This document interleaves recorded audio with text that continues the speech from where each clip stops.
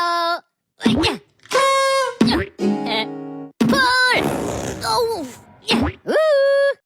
Ya.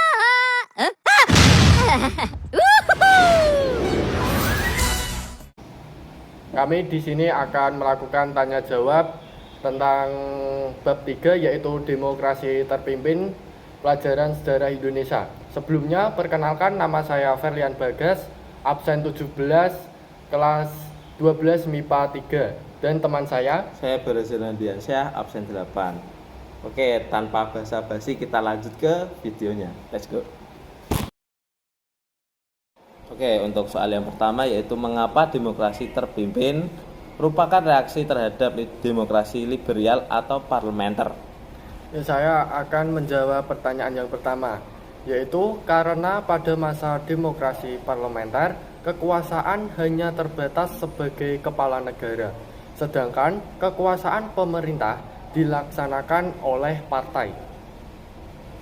Oke, kita lanjut ke soal yang kedua yaitu terangkan penyebab keluarnya Indonesia dari PBB. Untuk jawaban ke soal kedua, yaitu karena Indonesia tidak menyetujui Malaysia menjadi anggota tidak tetap Dewan Keamanan PBB. Oke, kita lanjut ke soal yang ketiga yaitu apa tugas dari Komando Mandala?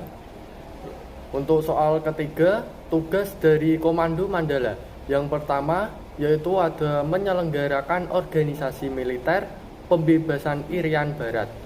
Yang kedua, ada memimpin dan mempergunakan segenap pasukan bersenjata, barisan perlawanan rakyat, ataupun potensi nasional lainnya dalam lingkungan kekuasaan untuk membebaskan Irian Barat.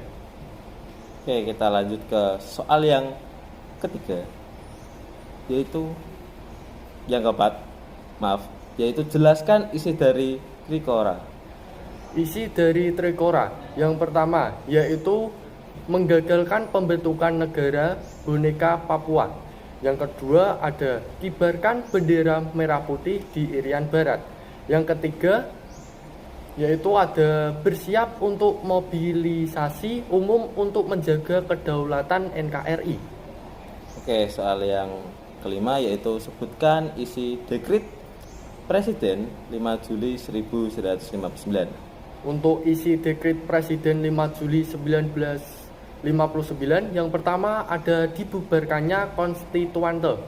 Yang kedua, diberlakukannya kembali Undang-Undang Dasar 1945. Yang ketiga, ada tidak berlakunya lagi UUD 1950. Yang keempat, dibentuknya Majelis Permusyawaratan Rakyat Sementara atau disingkat MPRS dan Dewan Pertimbangan Agung Sementara atau disingkat DPAS. Untuk pertanyaan yang pertama, apa saja penyimpangan pada masa demokrasi terpimpin? Oke, untuk jawabannya yaitu yang pertama membubarkan DPR hasil pemilu 1955. Yang kedua yaitu Soekarno membentuk MPRS, DPRGR, dan DPAS melalui penetapan presiden dan peraturan presiden melakukan pembangunan proyek mercusuar saat Indonesia mengalami krisis ekonomi. Untuk selanjutnya, pertanyaan yang kedua, apa tujuan pemerintahan melakukan devaluasi?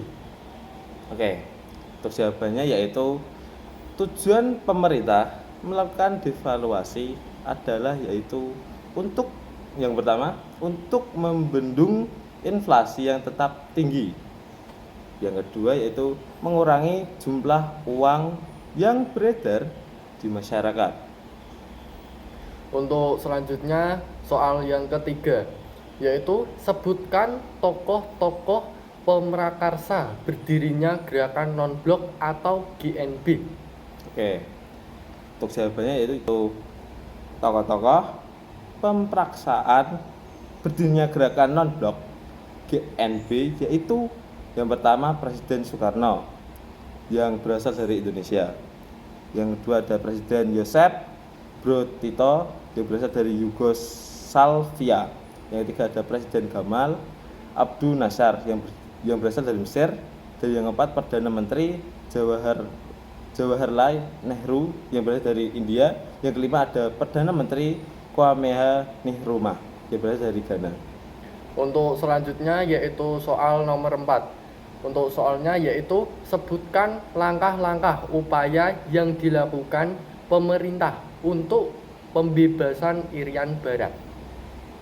Oke, untuk jawabannya yaitu langkah-langkah upaya yang dilakukan pemerintah untuk pembebasan Irian Barat, yaitu ada yang pertama jalur diplomasi, yang kedua ada jalur radikal dengan kekuatan senjata, yang ketiga ada pembentukan Trikora, yang keempat ada jalur operasi militer, infiltrasi dan eksploitasi konsolidasi.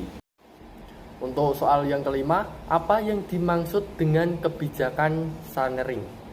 Oke, untuk jawabannya yaitu kebijakan Sanering merupakan kebijakan moneter masa demokrasi terpimpin yang dilakukan untuk menurunkan nilai mata uang.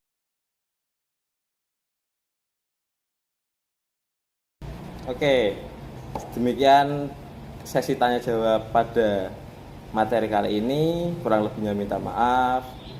Sekian dan sampai jumpa.